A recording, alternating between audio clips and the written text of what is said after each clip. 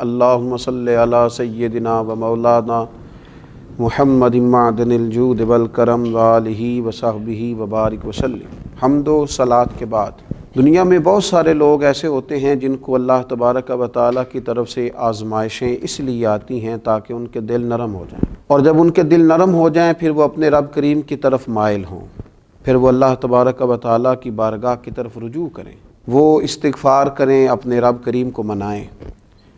لیکن بعض اوقات یہ بھی ہوتا ہے کہ جب اس طرح سے لوگوں کے دل نرم نہیں ہوتے تو پھر اللہ تعالیٰ ایک اور آزمائش میں اپنے بندوں کو بعض اوقات ڈالتا ہے، اور یہ بہت بڑا روحانی مرض ہوتا ہے۔ لوگ یہ سمجھ رہے ہوتے ہیں کہ شاید یہ تو بڑے انعام و اکرام کی بارشیں ہو رہی ہیں، لیکن یہ بھی اللہ کی طرف سے آزمائش ہوتی ہے۔ اللہ تعالیٰ پھر نعمتوں کا دروازہ کھول دیتا ہے، کشادگی کر دیتا ہے، وسعت کر دیتا ہے،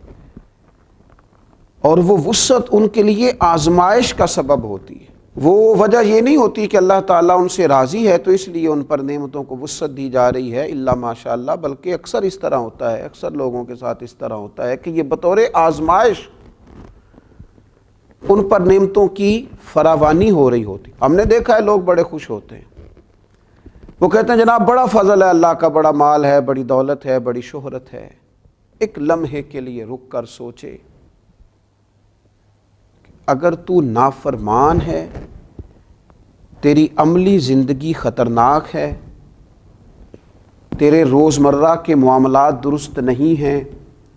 تیری تنہائی ناپاک ہے،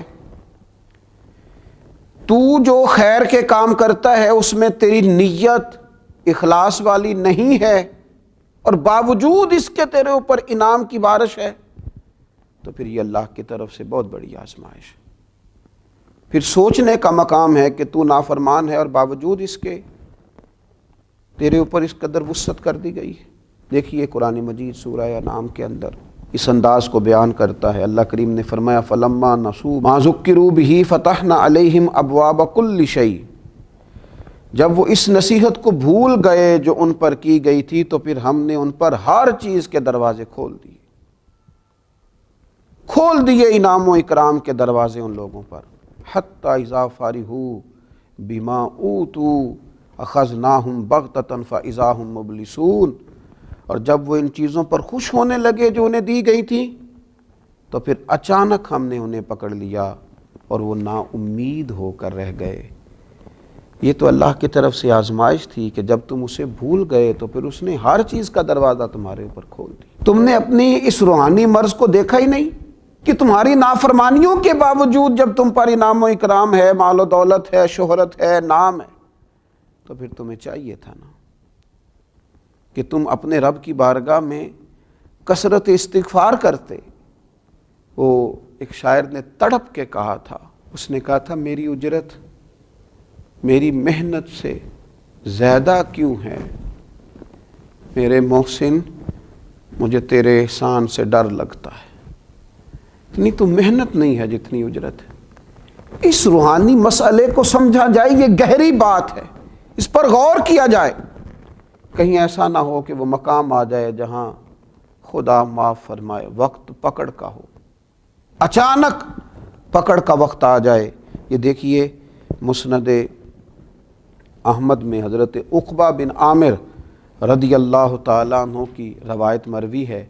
فرماتے ہیں کہ نبی اکرم صلی اللہ تعالیٰ علیہ وسلم نے فرمایا جب تم یہ دیکھو کہ اللہ تعالیٰ بندوں کو ان کے گناہوں کے باوجود ان کے سوالوں کے مطابق عطا فرما رہا، جو وہ مانگتے ہیں انہیں ملتا جا رہا، اگرچہ وہ نافرمان ہیں، ان کی زندگی کی جو کتاب ہے وہ رب کریم کی فرما برداری سے پر نہیں ہے نافرمان، لیکن انہیں ملتا جا رہا ہے، ملتا جا رہا ہے، اور سوالوں کے مطابق ملتا جا رہا ہے، جو مانگتے ہیں دیا جا رہا ہے۔ تو حضور فرماتے ہیں یہ صرف اللہ تعالیٰ کی طرف سے ان کے لیے ڈھیل ہے،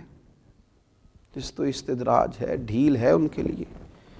پھر آپ نے اسی آیہ مقدسہ کو تلاوت فرمایا اور فرمایا یاد رکھو جب اللہ تعالیٰ نافرمانی کے باوجود کسی پر ہر چیز کے دروازے کھول دے تو کہیں ایسا نہ ہو پھر اس کی پکڑ بھی سخت آئے۔ اپنے معاملات کو ٹٹولیں، اپنی چیزوں پر غور کریں۔ دیکھیے انسان پر اصل انعام تو اللہ تعالیٰ کا یہ ہے کہ اسے سجدے کی توفیق ملے، اصل انعام تو یہ ہے کہ اس کے دل میں نفرت پیدا ہو جائے لقمہ حرام کے لیے۔ اصل انعام تو اللہ تبارک و تعالیٰ کا یہ ہے کہ اس کے قدم اللہ کی فرما برداری کے لیے ہی اٹھے، نافرمانی کے لیے نہ اٹھے۔ اصل تو انعام رب کریم کا بندے پر یہ ہے کہ انسان کی زبان سچ بولے، اس کی آنکھیں شرم و حیا والی ہوں، اسے روحانی مرض سے شفا تو اس طرح میسر آئے گی کہ اس کا دل حق کو قبول کرنے والا ہو، اس کے ذہن اور دماغ پر کسی قسم کے کسی تکبر عجب کا پردہ نہ پڑا ہوا ہو۔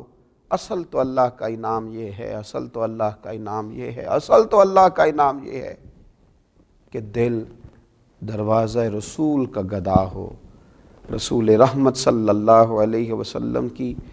محبتوں، حضور علیہ السلام کی غلامیوں کا شیدا ہو،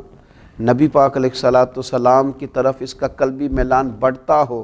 زبان پر درود و سلام جاری ہوتا ہو، سنت اور شریعت کے ساتھ ظاہر اور باطن آراستہ ہو، نبی پاک علیہ السلام کی محبت کی دولت اسے نصیب ہو۔ مجھے بتائیے کتنا مال تھا سیدنا بلال حبشی کے پاس،